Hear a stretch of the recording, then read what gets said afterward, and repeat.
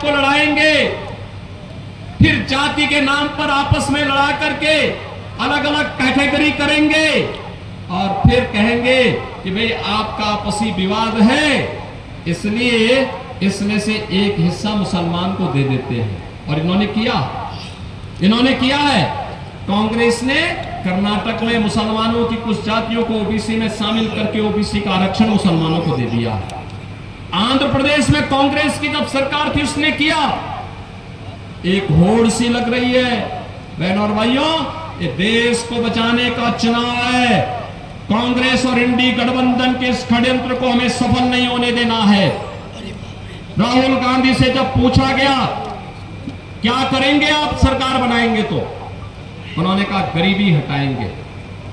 एक पत्रकार ने पूछा गरीबी तो आपकी दादी भी हटा रही थी, वो बेचारी हटाती हटाती चली गई, तो उन्होंने कहा हाँ मैं एक झटके में हटा दूंगा।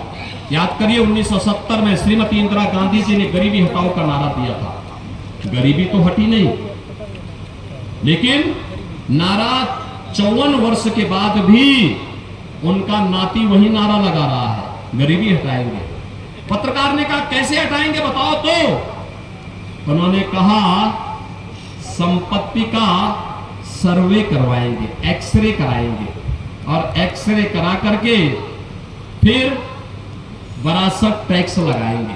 अब आप मुझे बताओ, संपत्ति आपके पूर्वजों ने दी, आपके ग्रैंडफादर ने, आपके फादर ने, आपकी मां ने, आपके किसी ब्लड रिलेशन से संपत्ति आपके पास आई, विरासत के रूप में आपके पास आई।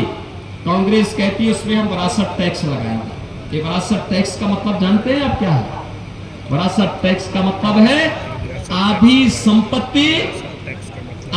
संपत्ति कांग्रेस के लोग और आरजेडी को लोग ले लेंगे और फिर लेने के बाद अफगानिस्तान, पाकिस्तान और बांग्लादेश से जो घुसपैठी आए हैं, रोहिंग्या आए हैं, इन लोगों में उस संपत्ति को बांट देंगे। जैसे आपके पिताजी ने, आपके दादा ने, बाबा ने कोई 4 कमरे का मकान बनाया है, आज अगर वे नए मकान आपके नाम पे आ गया, ये विरासत टैक्स लगाएंगे और कहेंगे 2 कमरे आपके पास रहेंगे, 2 कमरे किसी बाहरी मुसलमान को दे देंगे। क्या आप इसको स्वीकार करेंगे? क्या स्वीकार करेंगे? क्या आरा इसको स्वीकार करेगा? क्या बहन और भाइयों, ये कांग्रेस, आरजेडी और ये माले के अंदर औरंगजेब की आत्मा घुस गई है। औरंगजेब मुगलों का सबसे क्रूर बादशाह हुआ। कोई शरीफ मुसलमान भी अपने पुत्र का नाम औरंगजेब नहीं रखता है। इसलिए नहीं रखता है क्योंकि औरंगजेब ने सबसे पहले अपने भाई की हत्या की, फिर अपने बाप शाहजहां को, जिसने आगरा का ताजमहल बनाया था, उसको कैद किया। और औरंगजेब और शाहजहां के बारे में पढ़ना है तो पटना की खुदाबख्त लाइब्रेरी में जाकर के पढ़िए। वहां पर इसके बारे में वो लिखता है शाहजहां कि तुझ जैसा कमबख्त पुत्र किसी को पैदा न हो, तूने जीते जी मुझे एक बूंद पानी के लिए तरसाया है। तुझसे अच्छा तो ये हिंदू है जो अपने बड़े बुजुर्गों का सम्मान करता है और मरने के बाद भी उनको श्राद्ध और तर्पण देकर के उनको जल देने का काम करता है। बहनों और भाइयों, औरंगजेब ने हिंदुओं पर एक कर लगाया था, उसका नाम था जजिया कर। जजिया कर हिंदुओं पे जबरदस्ती लगाया जाता था और कहा जाता था तो जजिया कर दो और नहीं तो मुसलमान बनो। बहनों और भाइयों, व्यापक पैमाने पे उसने धर्मांतरण किया था। एक कांग्रेस, आरजेडी और ये माले का विरासत टैक्स औरंगजेब का ही जजिया कर है। क्या हम स्वतंत्र भारत में कांग्रेस और इनके सहयोगियों को क्या ये जजिया कर देंगे? क्या हमें नहीं देना चाहिए, कतई नहीं देना चाहिए। ये तीसरी बात क्या कहते हैं?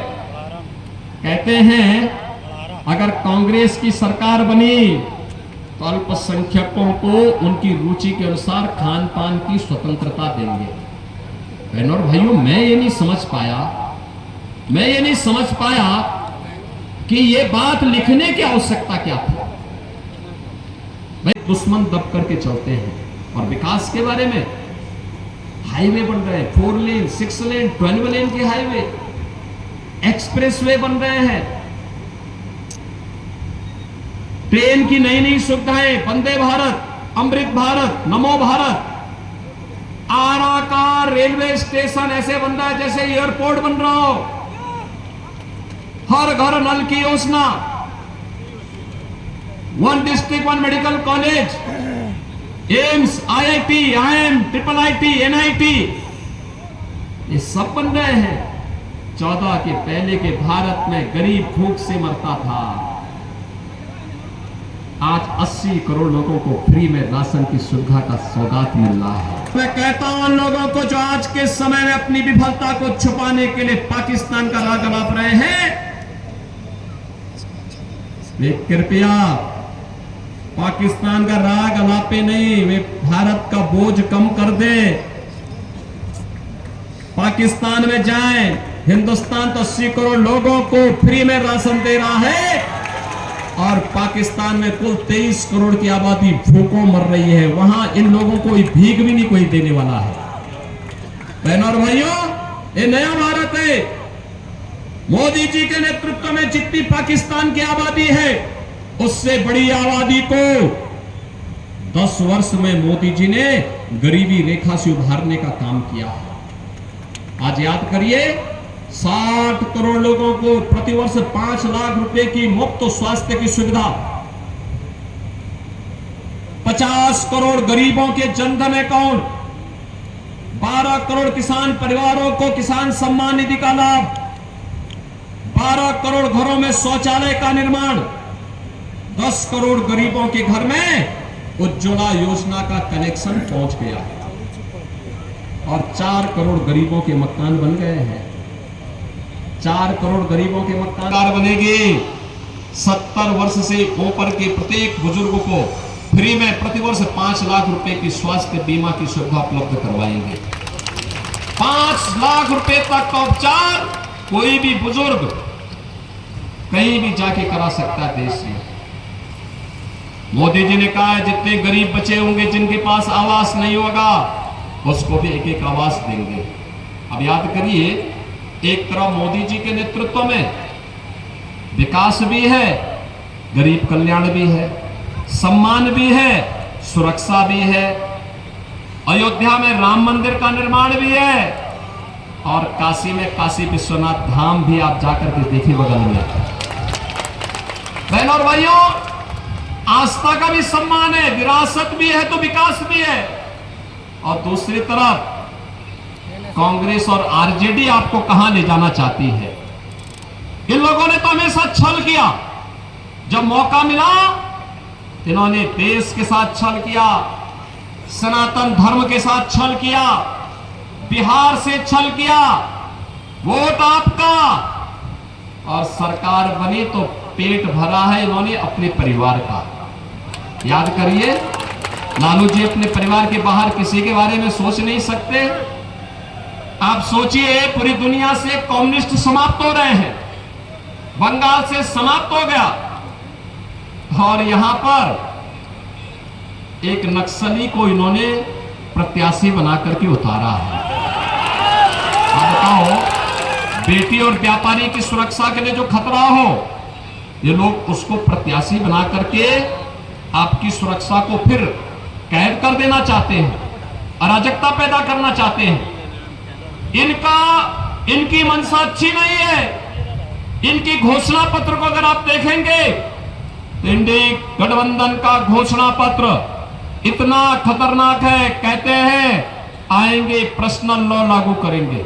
पर्सनल लॉ का मतलब जानते हैं आप? पर्सनल लॉ का मतलब बेटी स्कूल नहीं जा पाएगी, महिलाएं बाजार और ऑफिस नहीं जा पाएंगी, बुर्का पहन करके घर में दुपकना पड़ेगा और 3 तलाक की कुप्रथा को ये फिर से देश में लागू करेंगे। आधी आबादी का विरोध कर रहे हैं ये कांग्रेस और आरजेडी के लोग। बहनों और भाइयों, भारतीय जनता पार्टी इस घोषणा को करती है कि भारत चलेगा बाबा साहब भीमराव अंबेडकर के द्वारा बनाए गए संविधान से। भारत के अंदर कोई शरीयत का कानून लागू नहीं हो पाएगा। जिन्हें तो कहा है कि ओबीसी का जितना भी आरक्षण है ये सब आरक्षण हम मुसलमानों को दे देंगे। क्या आप इससे सहमत हैं? क्या हिंदुओं का आरक्षण काट करके अनुसूचित जाति, पिछड़ी जाति, अनुसूचित जनजाति का आरक्षण काट करके आप किसी को दे देंगे क्या? बाबा साहब भीमराव अंबेडकर ने कहा था कि धर्म के आधार पर आरक्षण नहीं हो सकता। गठबंधन के एक महत्वपूर्ण घटक टीएमसी के फैसले को पलटा है और कहा है कि आरक्षण का लाभ अनुसूचित जाति, जनजाति और पिछड़ी जाति के लोगों को ही मिलेगा। धर्म के आधार पर आप मुसलमान को आरक्षण नहीं दे सकते। बहनों और भाइयों, ये फिर भी देना चाहते हैं, ये जानते हुए कि भारत का विभाजन का आधार धर्म बना था, तब भी ये पाप कर रहे हैं, देश के खिलाफ छल कर रहे हैं, आपके साथ कपट कर रहे हैं। को कोटि कोटि नमन। भारत के प्रथम स्वतंत्रता आंदोलन के महानायक और बाबू साहब तेगवा बहादुर की उपाधि से विख्यात वीर कुंवर सिंह और देश के पूर्व प्रधानमंत्री बाबू जगजीवन राम की इस कर्म भूमि को कोटि कोटि नमन करते हुए मैं आप सबका हृदय से अभिनंदन करता हूं, स्वागत करता हूं। बहनों और भाइयों, जब आरा की बात आती है तो हमें 1857 याद आता है। आप सोचिए, 80 वर्ष की उम्र में वीर बाबू कुंवर सिंह ने अंग्रेजों को मार मार करके खदेड़ा था और आजमगढ़ तक का भूभाग उन्होंने अंग्रेजों से मुक्त करने का काम किया था। ऐसे वीर बलिदानियों की भूमि है और इसीलिए इस भूमि को मैं कोटि कोटि नमन करता हूं। आप सबको अभिनंदन इसलिए करता हूं कि आप बाबू वीर कुंवर सिंह की धरती के लाल हैं, सपूत हैं और नए भारत का निर्माण आपके हाथों में है। बहनों और भाइयों, आज मुझे आपके बीच में आने का अवसर प्राप्त हुआ है और मैं धन्यवाद दूंगा आपके सांसद, केंद्रीय ऊर्जा मंत्री और यहां के दामाद श्री राजकुमार सिंह जी को। उनको यह तो स्वीकार करना ही होगा कि जब वो आईपीएस हुए थे उनकी उम्र मात्र 20 साल थी। 20 साल थी और तब जब उनकी शादी हुई तब वे आईएएस बने और सचमुच यहां के दामाद और आरा के सपूत ने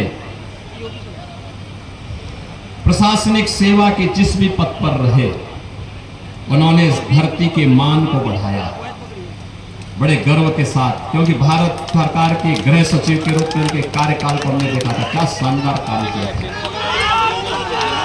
और बहनों भाइयों, पिछले 5 साल से मैं उनके कार्य को बहुत नजदीक से देख रहा हूं। भारत के ऊर्जा मंत्री के रूप में उत्तर प्रदेश जैसे 25 करोड़ की आबादी के राज्य को भी बिजली संकट से मुक्त करने के लिए और केवल समस्या नहीं देना है, समस्या का समाधान भी देना है। समाधान का मार्ग निकालने वाले राजकुमार सिंह जी को आप सबका फिर से आशीर्वाद प्राप्त हो, इसके लिए आप सबसे अपील करने के लिए मैं आया हूं। बहनों और भाइयों, चुनाव के अंतिम चरण में हम लोग चल रहे हैं। 1 जून को चुनाव होना है। 6 चरणों के चुनाव हो चुके हैं। 6 चरणों के चुनाव में मुझे देश के अंदर अलग अलग राज्यों में जाने का अवसर प्राप्त हुआ। कश्मीर से कन्याकुमारी तक, कामरूप से लेकर के कच्छ तक 12-14 राज्यों में चारों